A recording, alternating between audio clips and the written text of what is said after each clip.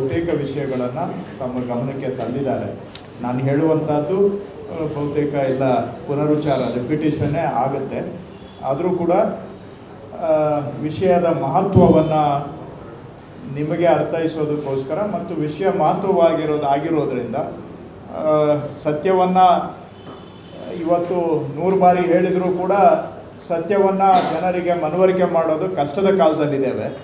ಆದರೆ ಸುಳ್ಳನ್ನು 100 ಬಾರಿ ಹೇಳಿ ಅದನ್ನು ಸತ್ಯ ಮಾಡುವಂಥ ಸಂಗತಿಗಳನ್ನು ನಾವು ನೋಡ್ತಾ ಇರೋದ್ರಿಂದ ಸತ್ಯವನ್ನು ಮತ್ತೊಮ್ಮೆ ಮನಗದೊಮ್ಮೆ ಪುನರುಚ್ಚಾರ ಮಾಡುವ ಅವಶ್ಯಕತೆ ಇರೋದ್ರಿಂದ ಅವರಿಬ್ಬರು ಹಿರಿಯರು ಹೇಳಿದ್ದನ್ನು ನಾನು ಮತ್ತೊಮ್ಮೆ ಪುನರುಚ್ಚಾರ ಮಾಡಲಿಕ್ಕೆ ಬಯಸ್ತೇನೆ. ಲೊಟ್ಟೆಗೊಲ್ಲಹಳ್ಳಿ ಬೆಂಗಳೂರು ಉತ್ತರ ತಾಲೂಕಿಗೆ ಸೇರಿದೆ. ಇಲ್ಲಿ ತಮಗೆ ಪ್ರಾದೇಶಿಕವಾಗಿ ಭೌಗೋಳಿಕವಾಗಿ ಹೇಳೋದಾದರೆ RMB ಬಡಾವಣೆ, RMB second stage, dollars colony ಇದೇ ಜಾಗದಲ್ಲಿ ನಿರ್ಮಾಣ ಆಗಿರ್ತಕ್ಕಂಥದ್ದು. ಸ್ವಲ್ಪ ಪ್ರದೇಶ RMB ಬಡಾವಣೆಯಿಂದನೂ ಕೂಡ ದಾಟಿ ರಿಂಗ್ ರೋಡ್ಗೂ ಕೂಡ ಲೊಟ್ಟೆಗೊಲ್ಲಹಳ್ಳಿ ಸೇರಿಕೊಂಡಿದೆ. ರಿಂಗ್ ರೋಡು ಕೂಡ ಇದೇ ಲೊಟ್ಟೆಗೊಲ್ಲಹಳ್ಳಿ ಸರ್ವೆ ನಂಬರಲ್ಲಿ ನಿರ್ಮಾಣ ಆಗಿದೆ. ಈಗ ಪ್ರಶ್ನೆ ಇರ್ತಕ್ಕಂಥದ್ದು ಲೊಟ್ಟೆಗೊಲ್ಲಹಳ್ಳಿ ಸರ್ವೆ ನಂಬರ್ 10/1, 10/11, F1 ಈ ಪ್ರದೇಶದಲ್ಲಿ ಮಾನ್ಯ ಗೃಹ ಸಚಿವರು ಹೇಳಿದಾಗೆ 1977ನೇ ಇಸ್ವಿಯಲ್ಲಿ BDAನವರು ಇದನ್ನು ಪ್ರಾಥಮಿಕ ಅಧಿಸೂಚನೆ ಮಾಡಿದ್ದಾರೆ. ಈ ಜಾಗಗಳನ್ನು ಸರ್ಕಾರಕ್ಕೆ ಪಡೆದುಕೊಳ್ಳಲಿಕ್ಕೆ 1987ನೇ ಇಸ್ವಿಯಲ್ಲಿ ಅಂತಿಮ ಅಧಿಸೂಚನೆಯನ್ನು ಮಾಡಿ ಈ ಜಾಗವನ್ನು BDAನವರು ಪಡ್ಕೊಂಡಿದ್ದಾರೆ. ಸೊ 1987ಕ್ಕೆ ಜಮೀನಿನ ಭೂಸ್ವಾಧೀನ ಪ್ರಕ್ರಿಯೆ ಮುಗಿದಿದೆ. ಜಮೀನು BDA ವಶ ಆಗಿದೆ. ತಮಗೆ ಗೊತ್ತಿರೋ ಹಾಗೆ ಆ ಟೈಮ್ನಲ್ಲಿ RMB ಬಡಾವಣೆ ನಿರ್ಮಾಣ ಆಗಿದೆ. ಅದಾದ ನಂತರ 96ನೇ ಇಸ್ವಿಯ ನಂತರ ರಿಂಗ್ ರೋಡ್ ನಿರ್ಮಾಣ ಆಗಿದೆ JH ಪಟೇಲ್ರು ಇದ್ದಾಗ. ಆಮೇಲೆ SM ಕೃಷ್ಣ ಅವರು ಮುಖ್ಯಮಂತ್ರಿ ಆದಾಗ ರಿಂಗ್ ರೋಡ್ ಕಾಮಗಾರಿ ಬಹುತೇಕವಾಗಿ ಮುಗಿದಿದೆ. ತಮಗೆ ಗೊತ್ತಿರುವಂಥ ವಿಷಯಗಳು.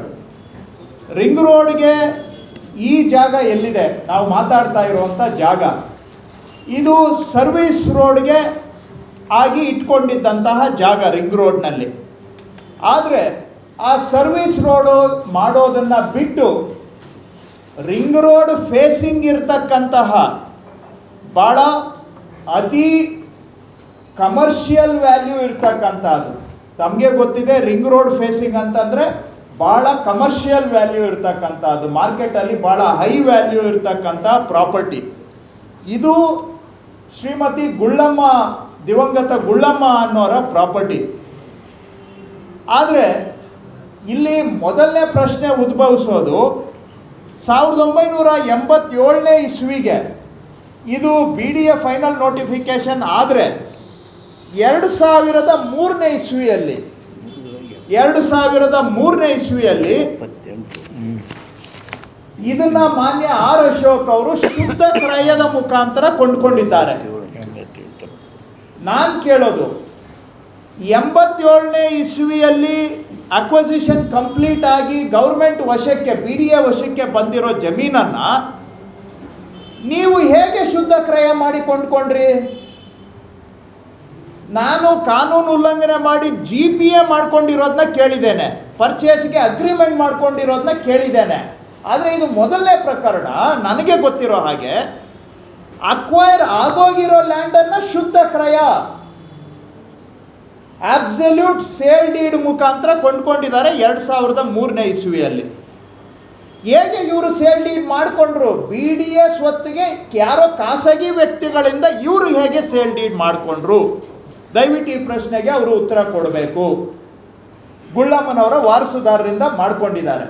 ಪ್ರಶ್ನೆ ಉದ್ಭವಿಸುತ್ತೆ, BDA ಹೆಸರಿನಲ್ಲಿ ಖಾತಾ ಇರೋವಾಗ ಗುಳ್ಳಮ್ಮನವರ ವಾರಸುದಾರರಿಂದ ನೀವೇನು ಕ್ರಯ ಮಾಡಿಕೊಂಡ್ರಿ? ಇವ್ರಿಗೆ ಏನು ಹಕ್ಕಿತ್ತು? ಹಕ್ಕೇ ಇಲ್ಲದೇ ಇರೋರ ಕಡೆಯಿಂದ ನೀವು ಕ್ರಯ ಮಾಡಿಕೊಂಡಿದ್ದು ಇದು ಅಕ್ರಮ ಅಲ್ಲವಾ? ಬರ್ತೇನೆ. ರಾಮಸ್ವಾಮಿ, ಇನ್ನೂ ನನಗೂ ಯಾರು ರಾಮಸ್ವಾಮಿ ಅಂತ ಇನ್ನೂ ಗೊತ್ತಾಗಿಲ್ಲ. ನೀವೇನಾದರೂ ಬೆಳಕು ಚೆಲ್ಲಬೇಕು. ಇದು ಒಂದು ಹಂತ. ಹೇಳ್ತೇನೆ, ಆ ಪ್ರಶ್ನೆಗೆ ನಾನು ಬರ್ತೇನೆ, ನೀವು ಬೆಳಕು ಚೆಲ್ಲಬೇಕು. ಇದು ಮೊದಲನೇ ಪಾಯಿಂಟ್. BDAಗೆ ಅಕ್ವೈರ್ ಆಗಿರೋ ಜಾಗವನ್ನ ನೀವು ಹೇಗೆ ಶುದ್ಧ ಕ್ರಯದ ಮುಖಾಂತರ ಖರೀದಿ ಮಾಡಿದ್ರಿ? ನಾನು ಏನು ಕೇಳ್ತಾ ಇದ್ದೇನೆ ಅನ್ನೋದು ತಮಗೆ ಅರ್ಥ ಆಗಿದೆ ಅನ್ಸುತ್ತೆ. ನಾಳೆ ಡಿನೋಟಿಫೈ ಮಾಡಿಸೋಣ ಅಂತ ಇವತ್ತು GPA ಮಾಡ್ಕೋಬೋದು, ಆದರೆ BDAಗೆ ಅಕ್ವೈರ್ ಆಗಿರೋದನ್ನ ನೀವು ಸೇಲ್ ಡೀಡ್ ಮುಖಾಂತರ ಪರ್ಚೇಸ್ ಮಾಡೋದಕ್ಕೆ ಆಗುತ್ತಾ? ನನಗಂತೂ ಇದು ಆಶ್ಚರ್ಯಕರ ಪ್ರಶ್ನೆ ಆಗಿದೆ. ನನ್ನ ಅನುಭವದಲ್ಲಿ ಹೇಳೋದಾದರೆ ಸೇಲ್ ಡೀಡ್ ಮಾಡ್ಕೊಳ್ಳೋಕ್ಕೆ ಆಗೋದಿಲ್ಲ, ಅದೇ ಅಕ್ರಮ. ಯಾರಾದರೂ ಕಾನೂನು ತಜ್ಞರು ಹೇಳಿದರೆ ಅವರು ನನ್ನನ್ನು ತಿದ್ದುಪಡಿ ಮಾಡಬಹುದು.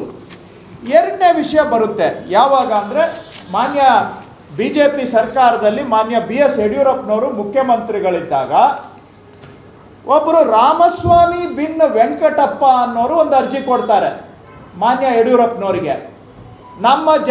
ನಮ್ಮ ಒಟ್ಟು ಕುಟುಂಬದ ಆಸ್ತಿಯನ್ನು ತಾವು ಡಿನೋಟಿಫಿಕೇಶನ್ ಮಾಡಿ ಕೊಡಬೇಕು ಅಂತ ಕೊಡ್ತಾರೆ. ಇದರ ಮೇಲೆ ನವೆಂಬರ್ 18ನೇ ತಾರೀಕು 2009 ಮಾನ್ಯ ಯಡಿಯೂರಪ್ಪನವರು ಬರೀತಾರೆ, BDA ಕಮಿಷನರ್ ಕೂಡಲೇ ಕಡತದಲ್ಲಿ ಮಂಡಿಸಿ ಅಂತ ಬರೀತಾರೆ. ಯಾವ ತಾರೀಕಿಗೆ? 18ನೇ ತಾರೀಕು ನವೆಂಬರ್ ತಿಂಗಳು 2009ನೇ ವರ್ಷ. ಇವರು ಕೊಟ್ಟಿದ್ದು ನವೆಂಬರ್ ತಿಂಗಳಲ್ಲಿ, ನವೆಂಬರ್ ಕಳೆದು ಡಿಸೆಂಬರ್ 31ನೇ ತಾರೀಕಿಗೆ 1 ತಿಂಗಳು 12 ದಿನದಲ್ಲಿ ಜಾಗ ನೋಟಿಫೈ ಆಗುತ್ತೆ. ರಿಪೀಟ್ ಮಾಡಬೇಕಾ ಅಥವಾ ತಮ್ಗೆ ಅರ್ಥ ಆಗಿದೆ ಅಂತ ಭಾವಿಸ್ಕೊಳ್ತಾರೆ. ನವೆಂಬರ್ 18, 2009 ಡಿನೋಟಿಫಿಕೇಶನ್ಗೆ ಫೈಲ್ ಪುಟಪ್ ಮಾಡಿ ಅಂತ ಮಾನ್ಯ ಯಡಿಯೂರಪ್ಪನವರು ಬರೀತಾರೆ. 31ನೇ ತಾರೀಕು ಡಿಸೆಂಬರು ಡಿನೋಟಿಫೈ ಆಗೋಗುತ್ತೆ. ಡಿನೋಟಿಫಿಕೇಶನ್ ಮಾಡಿರೋದು ಇಲ್ಲಿದೆ, ವಿಡ್ರಾನ್ ಅಂತ. ಈ ಡಿನೋಟಿಫಿಕೇಶನ್ ಬಗ್ಗೆ ತಾವು ಏನು ಹೇಳ್ತೀರಿ ಮಾನ್ಯ ವಿರೋಧ ಪಕ್ಷದ ನಾಯಕರು? ಸರ್ಕಾರಿ ಜಾಗವನ್ನು BDA ಅಕ್ವೈರ್ ಮಾಡಿ 87ನೇ ಇಸ್ವಿಗೆ ಮುಗಿದು ಹೋಗಿದ್ದಂಥ ಜಾಗ 23 ವರ್ಷದ ನಂತರ ಡಿನೋಟಿಫೈ ಮಾಡಿಸ್ಕೊಂಡಿದ್ದೀರಲ್ಲ ತಾವು. ಇದು ಬಹಳ ಕ್ರಮವಾದಂಥ ಕೆಲಸನ, ನ್ಯಾಯಬದ್ಧವಾದಂಥ ಕೆಲಸನ? ಇದು ಅಕ್ರಮ ಹೌದಾ ಅಲ್ವಾ? ಉತ್ತರ ಕೊಡಿ. ಇದು ಕಾನೂನು ಬಾಹಿರ ಡಿನೋಟಿಫಿಕೇಶನ್ ಹೌದಾ ಅಲ್ಲವಾ? ಉತ್ತರ ಕೊಡಿ. ಮೂರನೇ ಪ್ರಶ್ನೆ, ಇಲ್ಲಿ ಅರ್ಜಿ ಕೊಟ್ಟವರು ರಾಮಸ್ವಾಮಿ ಅಂತ, ಬಿನ್ ವೆಂಕಟಪ್ಪ ಅಂತ. ನಾನು ಈ ಶುದ್ಧ ಕ್ರಯ ಪತ್ರ ತೆಗೆದು ನೋಡಿದೆ. ಇದರಲ್ಲಿ ಗುಳ್ಳಮ್ಮನವರ ವಾರಸುದಾರರು ಯಾರು ಅಂತ. ಗುಳ್ಳಮ್ಮನವರ ವಾರಸುದಾರರು ಒಬ್ಬರು G Shamanna, G Muniraju, G Govindappa, G Kantharaju, G Subramani. ಆದರೆ ಎಲ್ಲೂ ಕೂಡ ರಾಮಸ್ವಾಮಿ ಅನ್ನೋರಾಗಲಿ ವೆಂಕಟಪ್ಪ ಅನ್ನೋರಾಗಲಿ ಗುಳ್ಳಮ್ಮನವ್ರಿಗೆ ನನಗೆ ಏನು ಸಂಬಂಧ ಅಂತ ಇಲ್ಲಿವರೆಗೂ ಗೊತ್ತಿಲ್ಲ. ಮೇಲ್ನೋಟಕ್ಕೆ ಇದು ಮತ್ತೊಬ್ಬ ದಾರಿಯಲ್ಲಿ ಹೋಗುವ ದಾಸಯ್ಯ ರಾಮಸ್ವಾಮಿ ಅಂತ ನನಗೆ ಮೇಲ್ನೋಟಕ್ಕೆ ಕಾಣ್ತಾ ಇದೆ. ಸೊ ಯಾರು ದಾರಿಯಲ್ಲಿ ಹೋಗೋ ದಾಸಯ್ಯ ರಾಮಸ್ವಾಮಿ ಅವ್ರ ಕೈಲಿ ಅರ್ಜಿ ತಗೋತೀರಿ, ಕೋಟ್ಯಾಂತರ ರೂಪಾಯಿ ಬೆಲೆ ಬಾಳುವಂಥ ಜಮೀನನ್ನು ಅಕ್ವೈರ್ ಆಗೋಗಿರೋದನ್ನು ಡಿನೋಟಿಫಿಕೇಶನ್ ಮಾಡಲಿಕ್ಕೆ ಆದೇಶ ಮಾಡ್ತೀರಿ. ಯಾರು ರಾಮಸ್ವಾಮಿ? ಎಲ್ಲಿಂದ ತಗೊಂಡು ಬಂದ್ರಿ ಈ ಬೇನಾಮಿ ರಾಮಸ್ವಾಮಿ? ಯಾಕೆ ಅಂದರೆ ನೀವು ಮೂಲ ವಾರಸುದಾರರಿಂದ ಆಗಲೇ ಕ್ರಯ ಮಾಡ್ಕೊಂಡ್ಬಿಟ್ಟಿದ್ದೀರಿ. ಈಗ ಮೂಲ ವಾರಸುದಾರರು ನಿಮಗೆ ಅರ್ಜಿನೇ ಕೊಟ್ಟಿಲ್ಲ. ಡಿನೋಟಿಫಿಕೇಶನ್ಗೆ ಮೂಲ ವಾರಸುದಾರರು ಅರ್ಜಿನೇ ಕೊಟ್ಟಿಲ್ಲ. ಆದರೆ ಅವರ ಹೆಸರಿನಲ್ಲಿ ಯಾರೋ ಬೇನಾಮಿ ರಾಮಸ್ವಾಮಿಯನ್ನ ಸೃಷ್ಟಿ ಮಾಡಿರೋದು. ಇದು ಕ್ರಮನ ಅಕ್ರಮನ? ದಯವಿಟ್ಟು ಉತ್ತರ ಕೊಡಿ. ಕೊನೆಗೆ ಡಿನೋಟಿಫಿಕೇಶನ್ ಆಗುತ್ತೆ ಮುನಿಸ್ವಾಮಪ್ಪ ಬಿನ್ ದೊಡ್ಡ ಪಿಳ್ಳಪ್ಪ ಅನ್ನೋರಿಗೆ. ಈಗ ನೀವೇ ಉತ್ತರ ಕೊಡಬೇಕು ನನಗೆ. ಯಾರು ಈ ಮುನಿಸ್ವಾಮಪ್ಪ ಬಿನ್ ದೊಡ್ಡ ಪಿಳ್ಳಪ್ಪ? ನಾನು ಶುದ್ಧ ಕ್ರಯ ಪತ್ರದಲ್ಲೂ ನೋಡಿದೆ, ನನಗೂ ಇನ್ನೂ ಅರ್ಥ ಆಗಿಲ್ಲ ಯಾರು ಇದು ಮುನಿಸ್ವಾಮಪ್ಪ ಬಿನ್ ದೊಡ್ಡ ಪಿಳ್ಳಪ್ಪ ಅಂತ. ಅವ್ರ ಹೆಸರಿಗೆ ಕ್ರಯ ಆಗುತ್ತೆ, ಡಿನೋಟಿಫಿಕೇಶನ್ ಆಗುತ್ತೆ. ಆದರೆ ಕೊನೆಗೆ ಖಾತೆ ಯಾರ ಹೆಸರಿಗಾಗುತ್ತೆ? ಮಾನ್ಯ R ಅಶೋಕರಿಗೆ ಇದೆಲ್ಲನೂ ಕೂಡ ಬಂದು ಅವ್ರ ಹೆಸರಿಗೆ ಖಾತೆ ಆಗುತ್ತೆ. ಎಲ್ಲಿ ಹೆಜ್ಜೆ ಹೆಜ್ಜೆಗೂ ಕೂಡ ಅಕ್ರಮಗಳನ್ನು ಮಾಡಿ ಇವತ್ತು ಆಡುವಂಥ ಮಾತುಗಳು ನೋಡಿದರೆ ಏನು ಮುಖ್ಯಮಂತ್ರಿಗಳು ರಾಜೀನಾಮೆ ಕೊಟ್ಬಿಡ್ಬೇಕು, ಸರ್ಕಾರ ವಜಾ ಮಾಡಬೇಕು.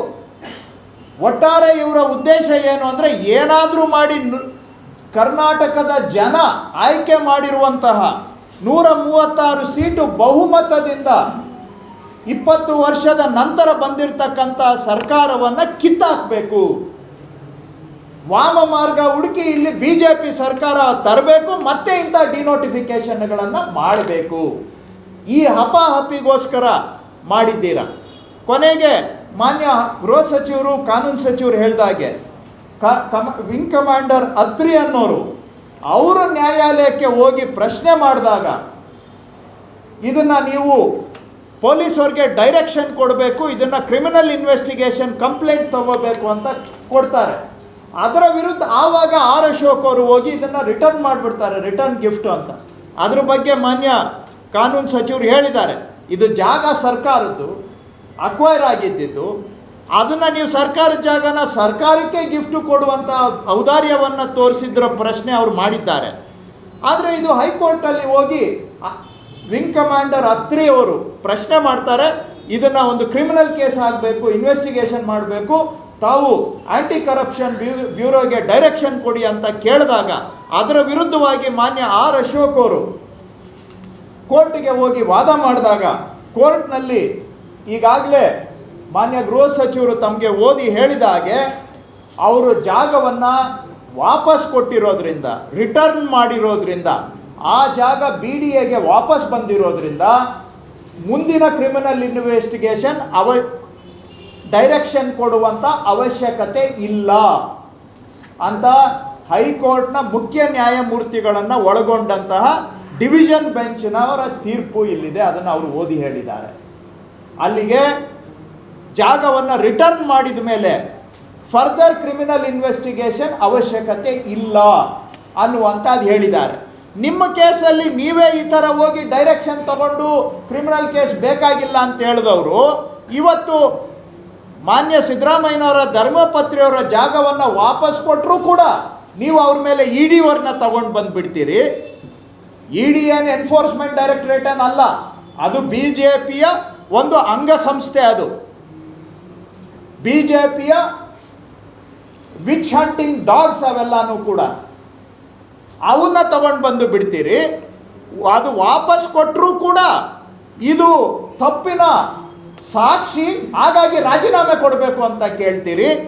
ಈಗ ಈ ನಡೆದಿರುವಂಥ ಪ್ರಕರಣಗಳ ಹಿನ್ನೆಲೆಯಲ್ಲಿ ತಾವು ವಿರೋಧ ಪಕ್ಷದ ನಾಯಕರ ಸ್ಥಾನಕ್ಕೆ ಮತ್ತು ಶಾಸಕರ ಸ್ಥಾನಕ್ಕೆ ತಾವು ರಾಜೀನಾಮೆ ಕೊಡ್ತೀರಾ? ಡಿನೋಟಿಫಿಕೇಶನ್ ಮಾಡಿಸಿದ್ದು ನಿಜ, BDA ಹೆಸರಿನಲ್ಲಿ ಇದ್ದಂಥ ಜಾಗವನ್ನು ಶುದ್ಧ ಕ್ರಯ ಮಾಡಿಕೊಂಡ ಅಕ್ರಮ ನಿಜ, ಇದೆಲ್ಲ ಸಾಬೀತಾದ ಮೇಲೆ ವಾಪಸ್ ಕೊಟ್ಟಿದ್ದು ನಿಜ. ಆಮೇಲೆ ಫರ್ದರ್ ಇನ್ವೆಸ್ಟಿಗೇಷನ್ ಬೇಕಾಗಿಲ್ಲ ಅಂತ ತಾವು ಕೋರ್ಟಲ್ಲಿ ಡೈರೆಕ್ಷನ್ ತಗೊಂಡಿದ್ದು ನಿಜ. ಇಷ್ಟೆಲ್ಲ ಆಗಿರೋವಾಗ ತಾವೇ ಏನು ಹೇಳಿದ್ದೀರಿ ಇತ್ತೀಚೆಗೆ? ಇಲ್ಲ, ಮುಖ್ಯಮಂತ್ರಿಗಳು ರಾಜೀನಾಮೆ ಕೊಡಬೇಕು, ತಪ್ಪು ಸಾಕ್ಷಿ ಆಗಿದೆ ಅಂತ ಹೇಳಿದ್ರಲ್ಲ, ಅದೇ ತಾವು ಹೇಳಿದ ಮಾನದಂಡ ತಮ್ಮ ಮಾತನ್ನು ತಮಗೆ ಅನ್ವಯಿಸೋದಾದರೆ ನೀವು ರಾಜೀನಾಮೆ ಕೊಟ್ಟು ಆನಂತರ ಕೇಳಿ, ವಿರೋಧ ಪಕ್ಷದ ಸ್ಥಾನಕ್ಕೆ, ಶಾಸಕರ ಸ್ಥಾನಕ್ಕೆ ರಾಜೀನಾಮೆ ಕೊಡಿ. ಆಮೇಲೆ ತಾವು ನೈತಿಕವಾಗಿ ಮಾತಾಡೋದಕ್ಕೆ ತಮಗೂ ಕೂಡ ಹಕ್ಕು ಇರುತ್ತೆ. ನಾವು ಮಾಡಬಾರದನ್ನೆಲ್ಲ ಮಾಡಿ ಇನ್ನೊಬ್ಬರ ಬಗ್ಗೆ ನಾವು ಉಪದೇಶ ಮಾಡುವಂಥದ್ದು, ನಾವೇ ಇದನ್ನು ವಿಚಾರ ಮಾಡಬೇಕು. ಸುಮ್ಮನೆ ಇಲ್ಲ ಸಲ್ಲದೇ ಇರೋ ಕೇಸುಗಳನ್ನೆಲ್ಲ ಗೊಂದಲ ಸೃಷ್ಟಿ ಮಾಡಿ ಸಾರ್ವಜನಿಕರ ಗಮನದಲ್ಲಿ ಅಕ್ರಮ ಇಲ್ಲದೆ ಇರೋ ಕಡೆ ಅಕ್ರಮ ಅಂತ ಪ್ರತಿಪಾದಿಸ್ತಕ್ಕಂಥ ತಾವು ಇಲ್ಲಿ ಸರಣಿ ಅಕ್ರಮಗಳನ್ನು ಮಾಡಿ ಇಷ್ಟೆಲ್ಲ ಮಾತಾಡ್ತಾ ಇದ್ದೀರಾ ಅಂದರೆ ನಿಮ್ಮ ಬಗ್ಗೆ ನೀವೇನು ಹೇಳ್ತೀರಾ ಅನ್ನೋದಕ್ಕೆ ದಯವಿಟ್ಟು ಉತ್ತರ ಕೊಡಿ. ಗ್ಯಾರಂಟಿ ನ್ಯೂಸ್, ಸುದ್ದಿ ಖಚಿತ, ನ್ಯಾಯ ನಿಶ್ಚಿತ.